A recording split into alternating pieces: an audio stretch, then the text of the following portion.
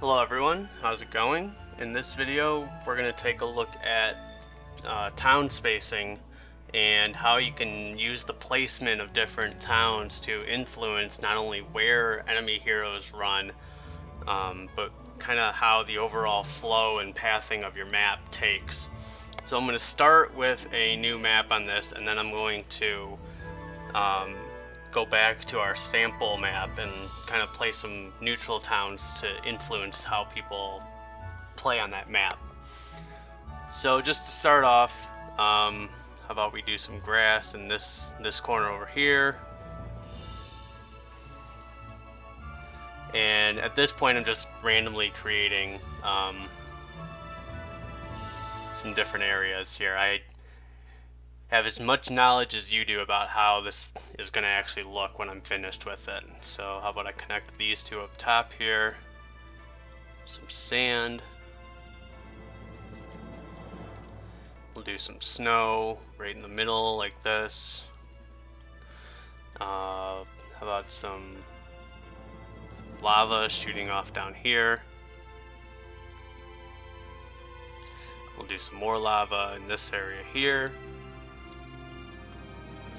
And then let's give it a little bit of swamp in the middle, but for the most part let's just dirt off around it, and then we'll give you a dirt area up here,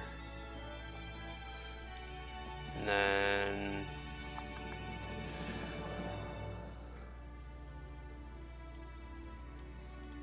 we'll just finish off with some more grass. How about right in here? Do a little bit of water.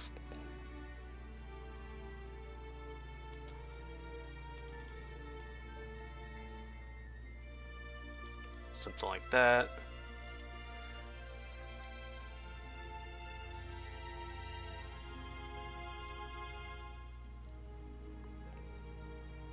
Something like that.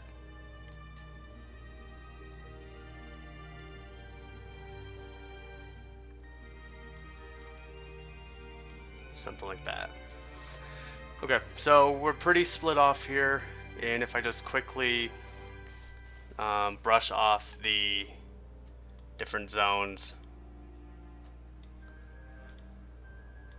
just to give this map a bit of a realistic feel to it. Let's see here.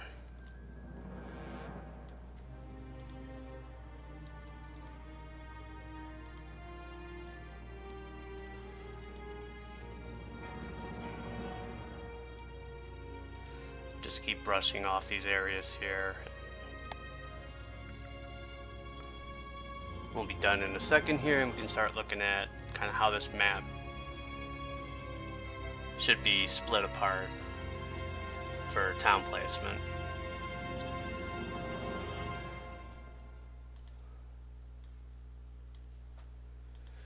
Okay, so this is a large map.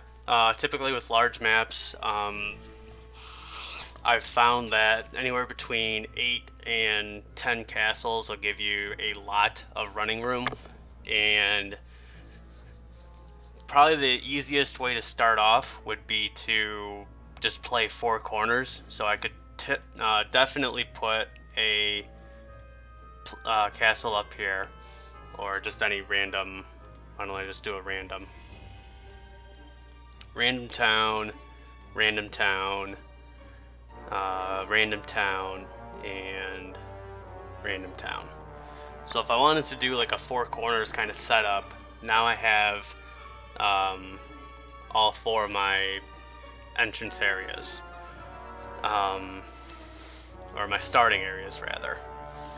So already we can see that these top 2 players are going to have a high conflict area across the top here, and then this player kind of has free reign to the sand in here, whereas this player has free reign to really this corner in here. Like I would probably just do either a small land connection there, or I'd probably just do where's my 2-way teleporters? Something like this maybe, where now he can actually access both sides of the river.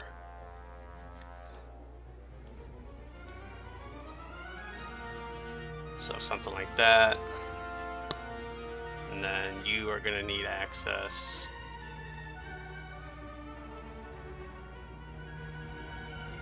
I think we're good. Because you can run straight through there and straight up into there. You can run straight into there. You can't quite make it over here, so why don't I do across? Something like that. Okay, so now they have access everywhere. So player one, or the player down here, is going to either run around down here, or they're going to run straight through over there. They don't have access to this side of the river. They're going to have to either make their way over here, or they're going to have to make their way all the way over here. This player is either going to run into this area here, or they're going to run across. And this player is going to either run down, or they're going to run across. And then this player is going to run across, or they're going to run up. This player here does have pretty high access to this area here. So if I were to give them a castle down here, this is giving this bottom player a very big advantage, because this player does not have any easy way of getting here unless if they use Dimension Door, or Fly, or Water Walk, or something like that.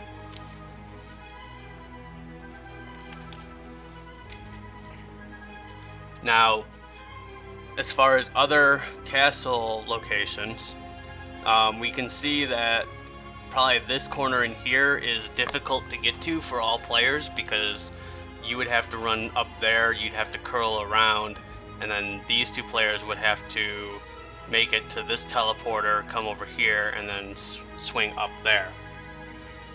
So it's not the least accessible location, but it is kind of difficult to get to, so that would probably be a good location. And then if I wanted a kind of a really high conflict placement, maybe something in here, and then just one more difficult placement. I've got one down here that really only this player can reach. Kind of the same defensiveness that this one is. So these two players are at a considerable advantage. These two players are going to spend the game fighting over this town and this town. So you have two towns in very hard to reach areas, and you have two towns in these two are easy to reach, these two are hard to reach. So I would expect that these two towns would come out ahead, and they would end up fighting each other late game after these two got wiped out, because whoever controls this town and this town really determine the fate of these two. So probably not the smoothest placement, and to keep things balanced I might even put another teleporter right in here, just to give it a little bit more of a balancing aspect. How about I put it right there and right there? So now it's much more difficult to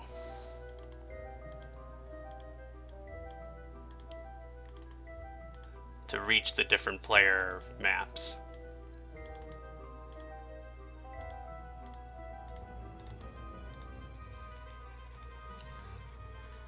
So I could say that red is going to want to run around this way, or they're going to want to run this way.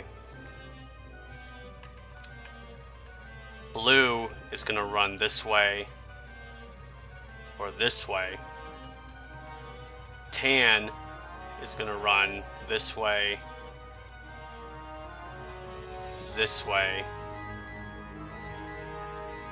or this way. And then green is going to run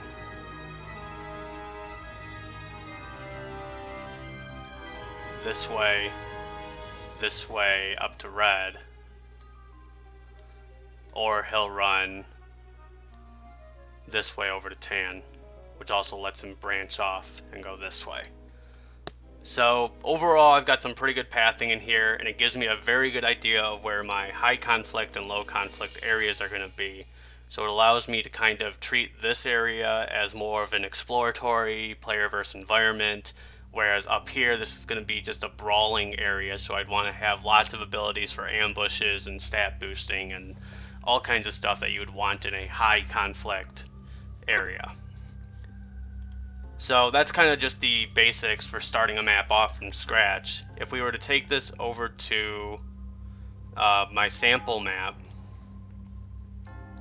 we've got player 1 and 2 with the starting location, but I want some neutral towns in here. So how about I do a high conflict town, 2 low conflict towns, and then maybe I'll give the computer advantage and put a second one in as starting area. And then we'll do like 2 of them up here or something like that. So this gives me a chance to kind of really branch this area off and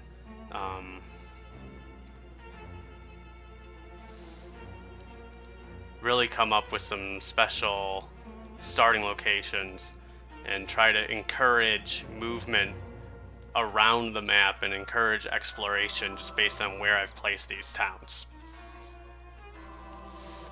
So just to summarize, the idea here is to encourage players to spread out, encourage players to leave their starting area, and reward players that will build up a decent enough sized army to try to scout the map and conquer neutral towns.